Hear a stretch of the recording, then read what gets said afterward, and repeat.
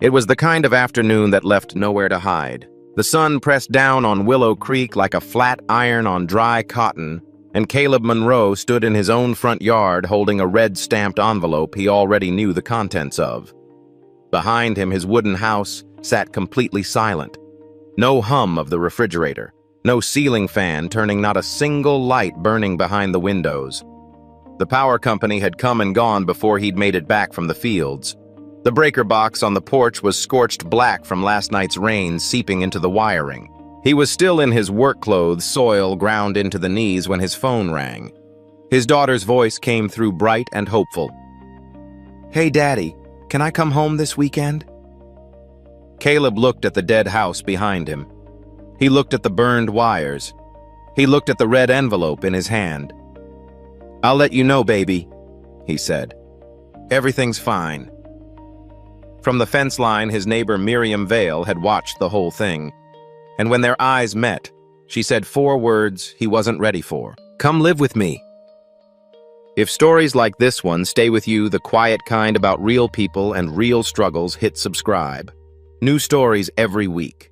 It costs nothing, and it might be exactly what you needed to hear today. Caleb Monroe had been fixing things his whole life. Tractors, water pumps, generators, combine harvesters if it had an engine and it was broken. Farmers across Willow Creek knew to call Caleb. He charged fair, showed up on time, and never left a job half done. He was the kind of man who would drive out at 10 o'clock at night because someone's irrigation pump had failed and their crops couldn't wait until morning. He did it without being asked twice and without expecting anything in return. He was 38 years old, black, and had been raising his daughter mostly alone since the divorce 2 years ago. Lily was 9. She had her mother's eyes and her father's stubbornness, and she was currently living with her aunt in town while Caleb finished fixing up the old house on the edge of the Willow Creek grasslands. That had been the arrangement, temporary, practical, necessary. Dinah had agreed to it. The family court had noted it. And Caleb had told himself every single morning that it wouldn't be long. The house needed work. He knew that. New insulation in the back room, a patched roof over the kitchen, better waterproofing around the breaker box on the porch. He had been chipping away at it on weekends and evenings after long days out on other people's farms. The problem was that chipping away at a house while working full-time and sending money toward Lily's expenses left almost nothing for the power bill. He hadn't told anyone that part. That morning, before he'd left for a tractor repair job on the Henderson farm, Lily had called to ask about the weekend. The question had seemed simple enough, "Daddy, can I come home soon?" But then she'd added almost as an afterthought, "Mom keeps asking if you finished fixing the house yet." Caleb had gone still. Dana didn't ask questions out of concern. She asked questions the way a person checks a trap, quietly, patiently waiting to see what's caught inside. He'd felt it immediately. This wasn't small talk. She was building something. The next court review was 6 weeks away, and he had no doubt that every piece of information Lily innocently passed along was being cataloged somewhere. He just didn't know yet what shape it would take when it arrived. He'd told Lily everything was coming along fine, said goodbye, and driven to work with that sentence sitting in his chest like a stone. Miriam Vale had moved back to Willow Creek 3 years ago after a life in the city that ended badly. She'd been a nurse in Nashville, good at her job, steady under pressure, the kind of person other staff leaned on during hard shifts. Then her younger brother Thomas had died in a car accident on a rainy highway, and something in her had simply stopped working the way it used to. She came back to the farmhouse their parents had left her. She planted a vegetable garden. She kept chickens. She fixed what needed fixing and left the rest alone. The house was too large for one person, with a back room off the kitchen that she kept locked, because that room had belonged to Thomas when he used to visit, and she wasn't ready to decide what it was supposed to be now. She and Caleb were not close. They had the kind of relationship that develops naturally between neighbors who are both quietly self-sufficient, respectful, occasionally helpful, never intrusive. He had repaired her water pump without charging her. She had left a basket of vegetables and eggs on his porch one evening when she noticed his truck hadn't moved in 3 days and suspected he was working himself into the ground. Neither of them had ever crossed the fence line uninvited. Until today. The power company truck was pulling out of his driveway when Caleb turned onto the gravel road. He slowed his truck and watched it go. A white utility vehicle with a yellow light bar on the roof moving unhurried in the opposite direction. The way official vehicles always seemed to move, like whatever they'd just done was routine and would be someone else's problem now. Caleb sat in the idling truck for a moment before he pulled forward and parked. He already knew. But he got out and checked anyway. The breaker box on the porch had a new lock on it that wasn't his. The disconnect notice was taped to the front door. Inside the house was completely still, the particular stillness of a space where electricity used to live. No refrigerator hum, no fan turning, no small sounds that a person doesn't notice until they're gone. He stood in the middle of the front room and took stock. The box hadn't just been disconnected. The cover panel was warped and scorched along the bottom left corner. Rain had gotten into it during the storm the night before, and the water had done something to the wiring inside. He could see the char marks where the insulation had melted. It meant that even if he paid the overdue bill today, even if the power company came back tomorrow, the house still wouldn't be safe to energize until the damaged section was replaced. He needed an electrician. He called the one in town, Ray Dillard, who'd done work out here before, and Ray told him he was booked through the week, maybe Thursday, if something opened up. Caleb thanked him and hung up and stood on the porch in the afternoon heat doing the math in his head. Thursday was 5 days away. The temperature inside the house would be over 90 degrees by tonight with no fan running. The food in the refrigerator was already starting. And Lily had asked about the weekend. He thought about calling Dana back and telling her the truth. He let that thought pass. He decided he would fix the breaker box himself. He had enough working knowledge of electrical systems. He dealt with generator wiring on farm equipment regularly. And if he was careful, if he took his time and killed every possible connection before touching anything, he could patch the damaged section well enough to get through a safety inspection. He'd done harder things with less. He went to the toolbox in his truck bed and found his old flathead screwdriver. He was crouching in front of the breaker box, pulling the warped cover away from the frame, when Miriam's voice came from behind him. "Caleb, stop." He turned. She was standing at the edge of his porch, arms crossed, looking at the scorched wiring with the expression of someone who had spent years in emergency rooms and knew exactly what burned insulation meant. "I'm just patching the damaged section," he said. "I've worked with wiring before. On farm equipment, not on a residential panel that's been soaked through." She didn't say it unkindly. She said it the way she'd probably said things to patients, firmly, without room for negotiation. "You could flash the whole panel, or worse. I need it working before the weekend." "I know." She was quiet for a moment. He could hear the grassland behind her, the dry sound of summer. "Caleb, come live with me. A few days until Ray can get out here. I have power. I have a spare room, and you don't have to sleep in a 90-degree house to prove something to nobody." He stood up. He looked at the house, the locked breaker box, the warped cover, the char marks, the red notice still taped to the front door. His phone buzzed in his pocket. He didn't need to look to know who it was. "I'm not going to turn your kindness into a debt," he said. "Then don't," Miriam said. "Just come." He stood there in the heat for a long moment, and then without a word he picked up the screwdriver from the porch rail and walked to his truck to pack a bag. He packed light. One duffel bag, 3 days of clothes, his tools, and a folder of paperwork he'd been meaning to organize for weeks. He told himself it was temporary, 3 days, maybe 4, just until Ray Dillard could get out to the house and sign off on the panel. He told himself it wasn't a big deal. He told himself a lot of things crossing that fence line. Miriam showed him the spare room without ceremony. It was at the back of the house off the kitchen, small, clean, with a window that looked out over the east field. There was a narrow bed, a wooden dresser, and a lamp on the nightstand. She'd put a fresh towel on the chair by the door. He noticed without asking that the closet was still full of someone else's things.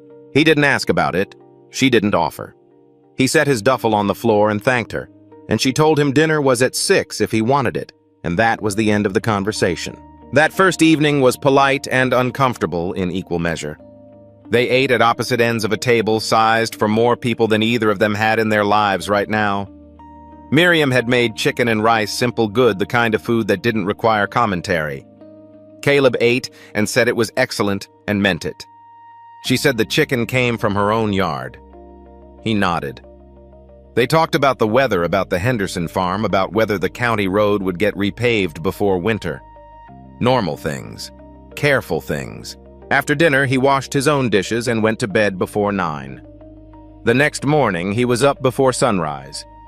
By the time Miriam came into the kitchen at 6:30, Caleb had already patched a split rail on her back fence, filled and checked the water levels in the chicken coop, and was crouching beside her water pump housing with a wrench in his hand. She stood in the doorway with her coffee and watched him. "You didn't have to do that," she said. "I told you I would," he said without looking up. "I don't say things I don't mean." She didn't argue. She went back inside and made enough coffee for 2. Before he'd left his own house, standing at the porch rail with his duffel bag at his feet, Caleb had said something to Miriam that she hadn't been able to stop thinking about. He'd said, "I don't want to turn your kindness into a debt. If you let me stay, I'll fix your fence, your pump, your porch roof, whatever you need." It was a practical offer, a fair exchange. But the way he'd said it, the steadiness in his voice, the care he took to make sure the terms were equal, told her something more important. This was not a man asking to be rescued. This was a man making sure that even in the worst week of his year, he could still look at himself in the mirror. She had understood that. She had let him come. By the 3rd day, people had noticed. Willow Creek was not a large community. It had a feed store, a gas station, a small grocery run by a woman named Patricia Owens, and a white clapboard church, where most of the county showed up on Sunday mornings, whether they were particularly devout or not. Information traveled the way it always does in small places, not through any single conversation, but through the accumulation of small observations that people couldn't help but share. Someone had seen Caleb carrying his duffel bag across the fence line between his property and Miriam's. Someone else had noticed his truck parked in her driveway 2 mornings in a row.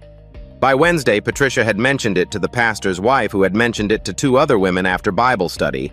And by Thursday, it had taken on the particular shape that gossip takes when it involves a single man and a single woman living under the same roof. Nobody said anything to Caleb directly. They didn't have to. He heard it in the way conversation shifted when he walked into the feed store. He saw it in the glance Patricia gave him when he came in for a bottle of water and a bag of electrical connectors. A glance that lasted just a half-second too long before she smiled and rang him up. He felt it most on Sunday morning when he drove past the church and saw a cluster of people talking in the parking lot, and 2 of them turned to watch his truck go by. He gripped the steering wheel and kept driving. That evening, he told Miriam he thought he should go back to his own place.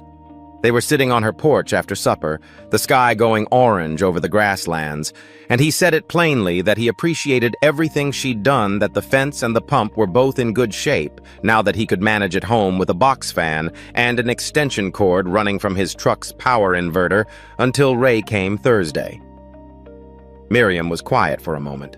"Is this about what people are saying?" she asked. He didn't answer, which was its own kind of answer. "Caleb, I have a custody situation," he said. "I can't give Dana anything else to work with. If she hears I've been living in a woman's house for a week, you've been sleeping in a spare room and fixing my fence posts." "That's not the version that travels," he said.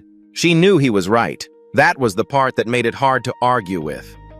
In a different context, in a different life, the arrangement would have been unremarkable, a neighbor helping a neighbor through a rough week. But context was everything. And Caleb's context included a divorce that wasn't fully settled, a custody arrangement that was still fragile, and a woman who was already watching for cracks. "Give it until Thursday," Miriam said. "Ray comes Thursday, 2 more days." Caleb looked out at the darkening field. He thought about Lily asking about the weekend. He thought about Dana's questions that weren't really questions.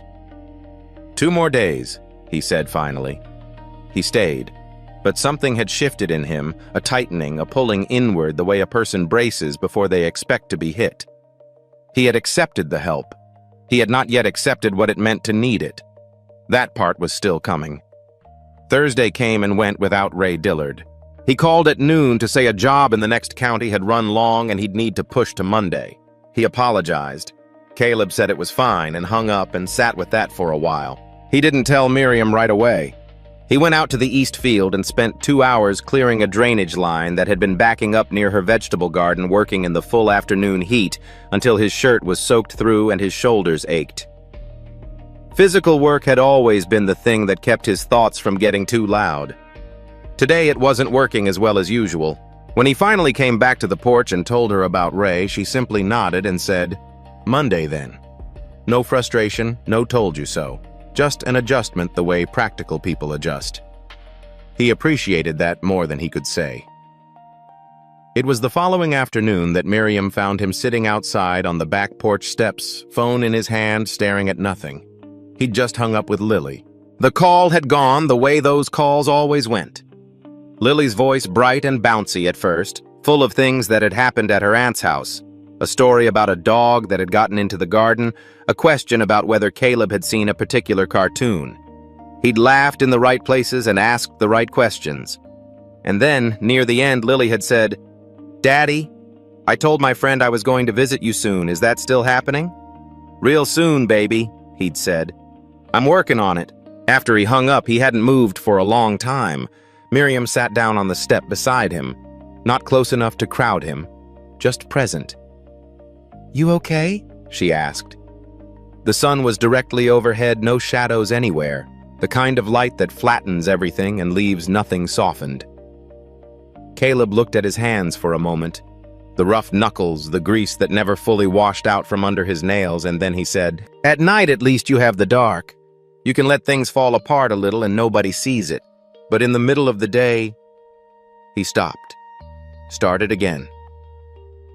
"My house is sitting over there right now with no power, in plain sight of every person who drives down this road. And every one of them knows. There's no version of this where I get to keep my dignity, and also have people not know that I couldn't keep the lights on." Miriam didn't try to correct him or reframe it. She let it sit. "You think that's what they see?" she asked after a moment. "I know that's what they see," he said. "A black man who can't keep his house together, who's staying at the neighbor lady's place because he ran out of options. That's the story. It doesn't matter what the details are." She was quiet, and in that quiet, she made a decision. "Thomas," she said. He looked at her. He looked at the room you're staying in. "That was my brother's room. He died 4 years ago, car accident, bad weather highway outside of Nashville." She kept her voice even, the way people do when they've told a story so many times internally that the words have worn smooth. "I locked that room for 3 years. Couldn't open it, couldn't change anything in it." Caleb said nothing. He waited. "The night Thomas died," she said, "I knew the roads were icy. I knew it. And I didn't tell him not to drive because I didn't want to be the kind of older sister who told him what to do. I was 40 minutes away when the call came." She looked at the field. "I kept his room locked, not just because I missed him. I kept it locked because some part of me believed I could have stopped it and didn't. Letting you use that room," she continued, "was not a small thing for me. I need you to understand that. Not because I want credit for it, but because I need you to know that the hardest doors are always the ones we lock from the inside." He looked at her for a long moment. Then he looked back at the field, and something in his face, some tightly held thing, shifted almost imperceptibly.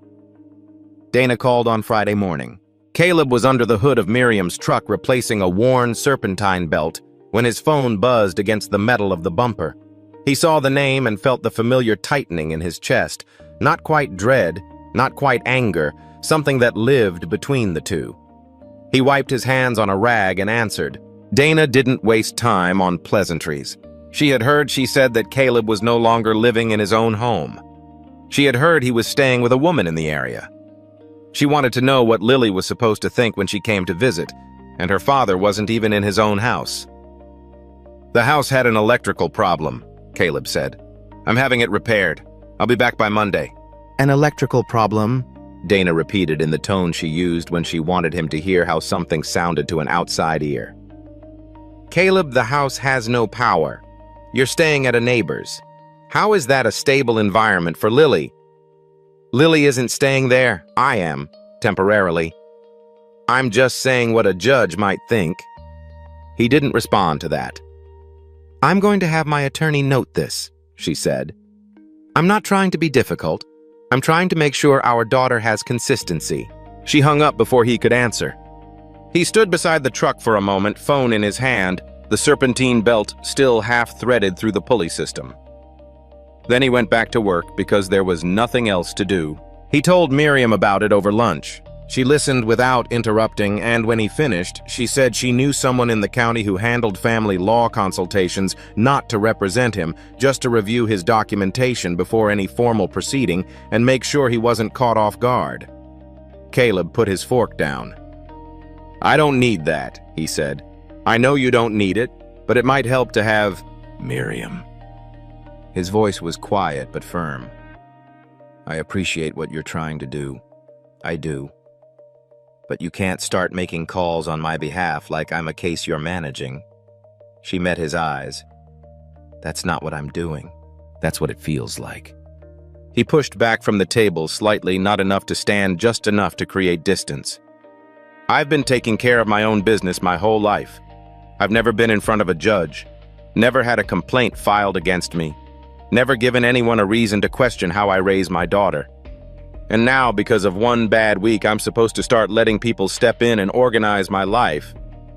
He stopped. "Caleb, with people like me," he said, and his voice was different now, lower, careful, like a man choosing words he'd thought about for a long time. "You don't get to be complicated. You don't get to be going through something. You get one impression, and if that impression is a man who can't keep his lights on, who needs someone to explain his life to a judge, that's the whole story. That's all they write down." The kitchen was very bright. The window over the sink let in the full afternoon sun, and there was nowhere in the room to look that wasn't lit. Miriam said, "You can fix every machine on every farm in this county, but nobody can repair their own life alone. Not all of it. You don't understand what it costs," he said, "to be seen falling." They sat with that for a moment.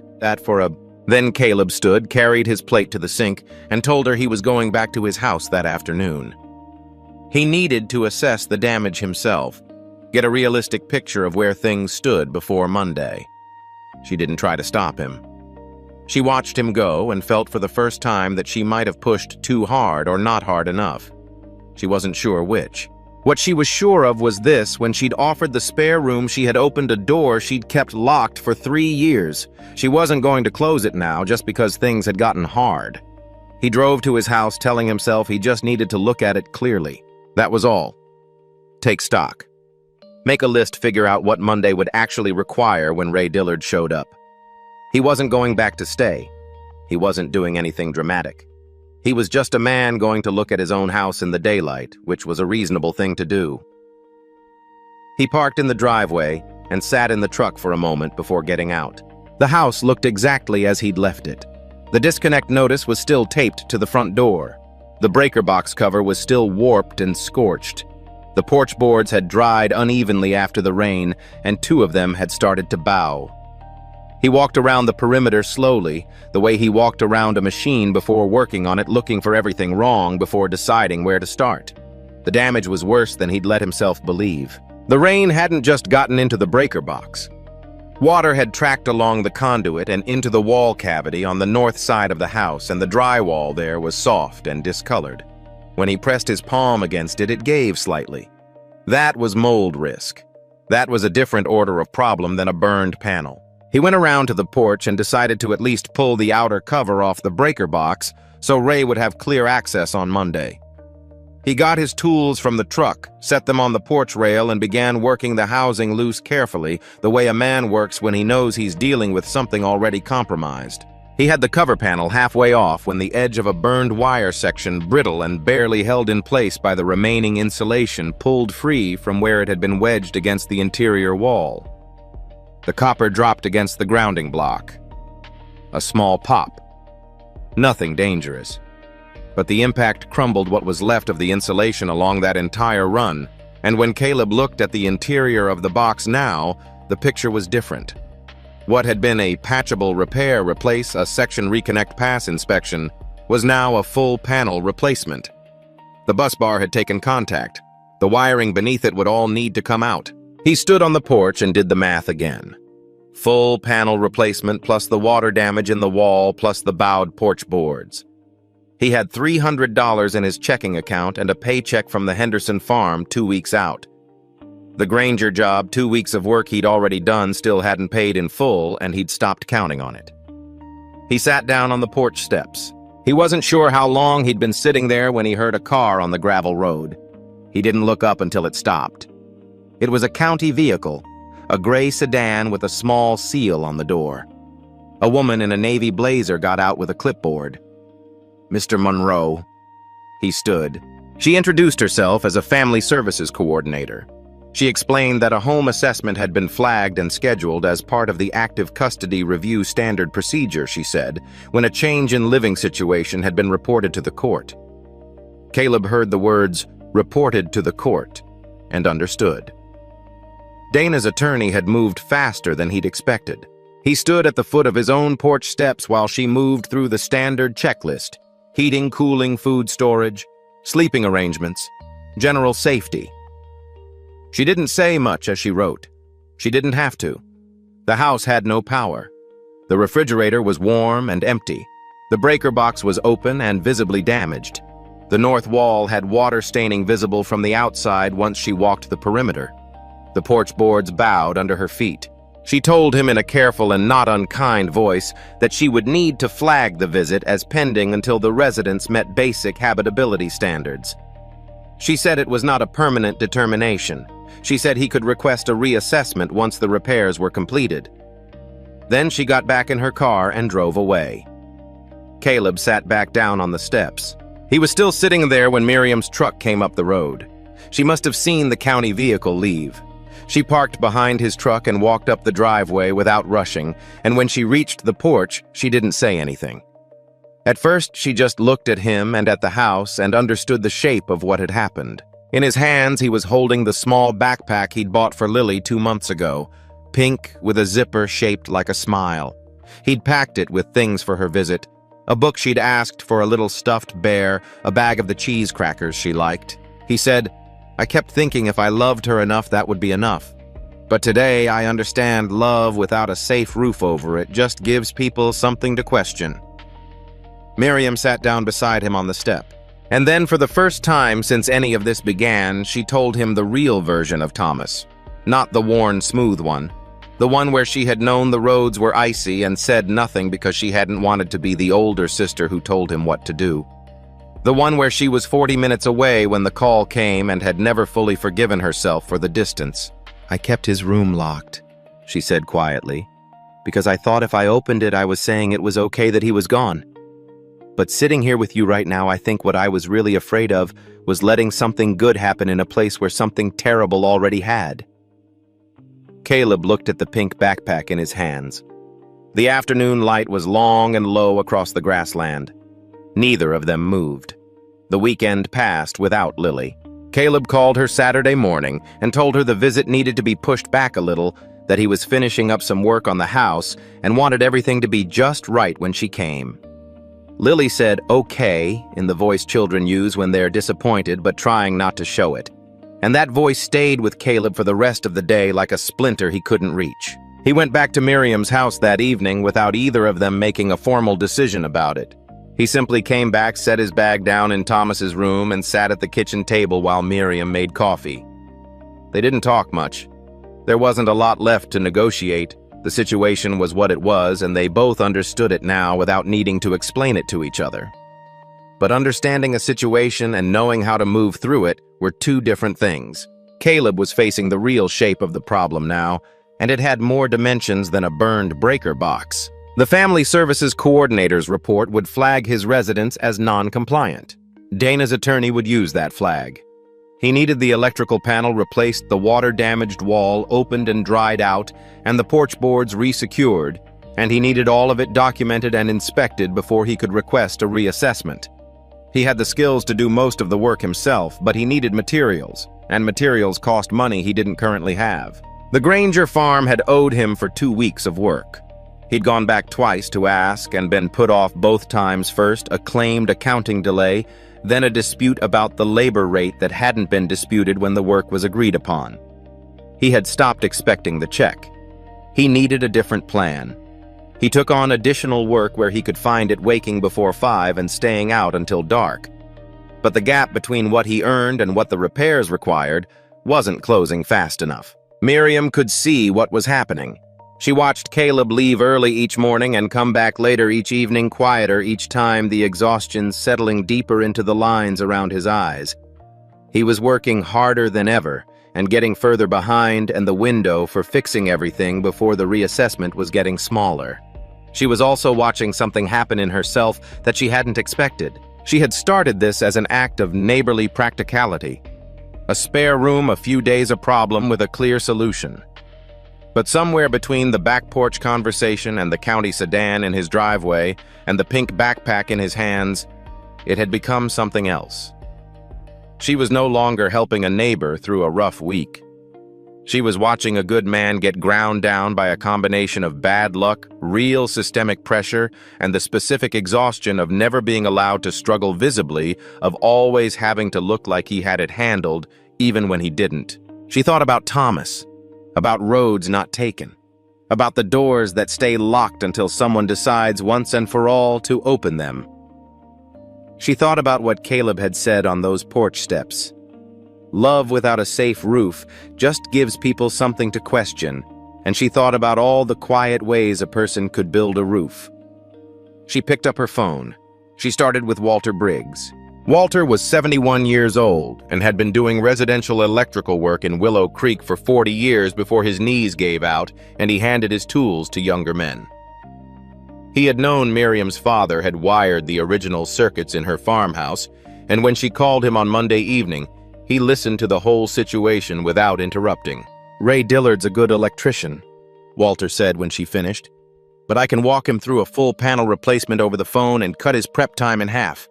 You get Caleb to pull the permit first thing tomorrow, and I'll make sure Ray has a clear picture when he shows up." She thanked him and hung up and made the next call. Pastor Dennis Webb ran the white clapboard church at the center of Willow Creek, and he had known Caleb Monroe for 6 years. He had seen Caleb fix the church's ancient HVAC unit twice without sending a bill. He had seen him show up the morning after a windstorm to help clear debris from the church parking lot before Sunday service unasked before most of the congregation was awake. When Miriam called him, he said, "Tell me what's needed." She told him. He said he would make some calls of his own. What happened over the next 2 days was not dramatic in the way that turning points in a person's life are sometimes imagined to be. There was no single moment, no speech, no orchestrated reveal. It was quieter than that, and in some ways more powerful because of it. Patricia Owens from the grocery store showed up Tuesday morning with 2 boxes of electrical supplies she'd ordered overnight from the hardware distributor in the next county. She set them on Caleb's porch without fanfare and told him she still thought about the summer he'd fixed her commercial freezer at 9 o'clock on a Thursday night so she wouldn't lose $500 of inventory. She hadn't forgotten. She'd just never had a way to return it until now. Hank Lester, who ran the small vegetable operation 2 miles down the road, came with lumber for the porch boards and spent 4 hours on his knees in the afternoon heat, pulling up the warped planks and replacing them one by one.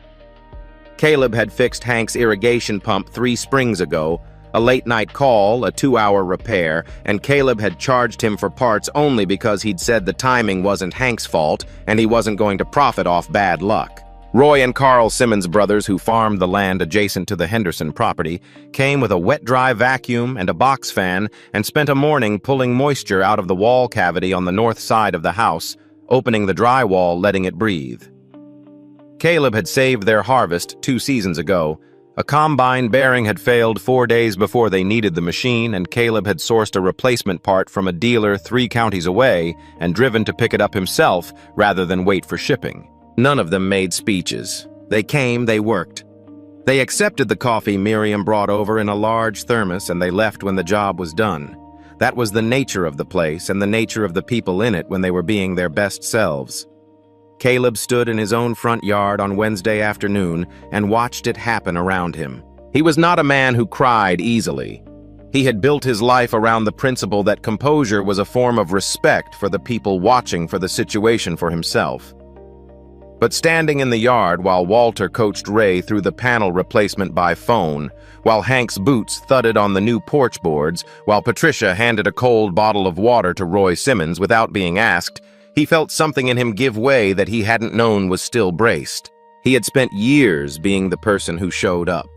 He had never let himself think about what it meant that he was always the one showing up, and never the one others showed up for. He had told himself it was preference. He understood now that it had been fear. Miriam was staying deliberately near the fence line, giving him space to receive what was being offered without an audience for his reaction. He walked over to her. "You did this," he said. "I made some calls," she said. "They did this." He looked at the house, at the new boards on the porch, at Ray Dillard closing the new breaker panel, testing the connections, nodding to himself. "I've been so afraid of being seen needing help," Caleb said, "that I forgot I'd spent years making sure other people didn't have to be afraid of that." Miriam said nothing. She didn't need to. Ray stepped back from the panel, checked his work one final time, and reached inside to flip the main breaker. The porch light came on. It was the middle of the afternoon, full sun. No need for artificial light, but the bulb above the front door glowed steady and clear, and every person in that yard stopped for just a moment and looked at it. The meeting with the family services coordinator was scheduled for Thursday morning at 10. Caleb had asked Miriam to come. Not to speak for him, he'd been clear about that, but to be present. There was a difference he'd come to understand between needing someone to fight your battles and needing someone to stand in the room while you fought your own. She came. They met with the coordinator, Sandra Howell, at a folding table in the county services office, a beige room with fluorescent lighting and a wall calendar still showing the previous month. Sandra had her clipboard and her forms and the flagged report from her previous visit. She was not unkind. She was also not there to be swayed by anything that wasn't documented. Caleb had prepared. He laid out the repair permits in order: electrical panel replacement, structural assessment of the north wall porch board replacement. He had Ray Dillard's signed completion certificate. He had photographs of the finished work time-stamped. He had a letter from Walter Briggs confirming the panel met current residential code. He had a new payment agreement with a different farm operation, not the Grangers, for ongoing equipment maintenance work, with the first installment already deposited. The Granger money was gone from the equation. He had found another way, and he had the paperwork to prove it. He presented everything the way he fixed machines, methodically, without drama, making sure every component was accounted for before he closed the housing. Then he said, "I want to be honest with you about what happened. My house lost power because I fell behind on a bill while I was covering other expenses. The breaker damage was weather-related and made things worse. I stayed at my neighbor's house for several days while the repairs were arranged. I'm not going to tell you that was an ideal situation. I am going to tell you that my daughter has never been in an unsafe environment on my watch, and I intend to keep it that way." Sandra wrote something on her form. Miriam spoke once without being prompted. She said, "A father doesn't become less fit because his house loses power for a week. What matters is what he does next. I've watched Caleb Monroe work toward his daughter every single day I've known him. That doesn't stop being true because of one difficult month." Sandra looked at her, then at Caleb, then at the documents on the table. She approved the reassessment. The weekend visit was reinstated. She noted in her report that the residents had been brought to full compliance and that the surrounding community had provided documented support, which she said was itself considered a positive indicator in family stability evaluations. Caleb shook her hand and thanked her. Dana's attorney sent a brief message 2 days later, 4 lines formal, noting that given the documentation filed, there were no further grounds for the living situation to be raised as a concern in the upcoming review. Caleb read it once, set his phone face down on the kitchen table, and went back to the cup of coffee he'd been drinking. He didn't celebrate. He just continued. Lily came on Saturday. Caleb was on the porch when his sister-in-law's car turned onto the gravel road, and he watched it come the whole length of the drive. When it stopped, and the door opened, and Lily jumped out, she was already running before her feet were fully under her, the way children run when they've been waiting long enough that waiting has become its own kind of energy. She hit him at full speed, and he caught her and held on. "Daddy, you fixed it," she said into his shoulder. Then she pulled back and looked at the house. Really looked at it the way she always did, with the careful attention of a child who understood that this house meant something. The new boards on the porch pale wood against the older gray. The front door standing open. The porch light off because it was daytime, but they're working ready. "It looks good," she said with the quiet authority of someone rendering a verdict. "It looks like ours again." Caleb held her face in his hands for a moment and didn't say anything. He didn't need to. She wriggled free and ran inside her sneakers loud on the new porch boards, and he listened to the sound of her moving through every room the way she always had, opening doors, checking things, making the house know she was in it. He stood on the porch and breathed. Miriam was at her fence line when he walked over. She was doing something with the gate latch, something that probably didn't need doing. "She's here," he said. "I heard the car," Miriam said. She smiled without looking up. He leaned against the fence post. "When you told me to come live with you, I thought you were offering me a place to wait out a problem, somewhere to keep dry until the storm passed." She looked up at him. "But that's not what you gave me," he said. "You gave me enough time to remember that I'm not just a man with a broken house. I'm the person my daughter runs to." Miriam held his gaze for a moment. Then she looked back at the gate latch. "Go be with your kid, Caleb," she said quietly. He pushed off the fence post and walked back across the yard. Later that afternoon, the three of them sat on Caleb's newly boarded porch, Caleb, Lily, and Miriam, who had been invited for lemonade, and stayed because no one suggested she leave. The grasslands stretched out gold and wide in every direction. The ceiling fan turned slowly overhead. The house was old and there would be more repairs, and the road ahead was still long. But the light was on, and no one was standing in it alone. A man doesn't fail because his lights go out. He fails when no one is left who's willing to help turn them back on, and when he's no longer willing to let them. Caleb didn't lose because his house went dark. He nearly lost because he'd convinced himself that asking for help was the same as giving up. It wasn't. And if you've ever held that same belief that needing people means you're failing, this story was for you. Miriam didn't save him. She just refused to look away. And sometimes that's exactly what another person needs. Not a rescue, just a witness who believes the light will come back on. If this story moved you, consider subscribing to the channel. It's free, and every week we bring you another story about ordinary people doing quietly extraordinary things. Hit the subscribe button, leave a comment about what this meant to you, and share it with someone who might need to hear it today. We'll see you in the next one.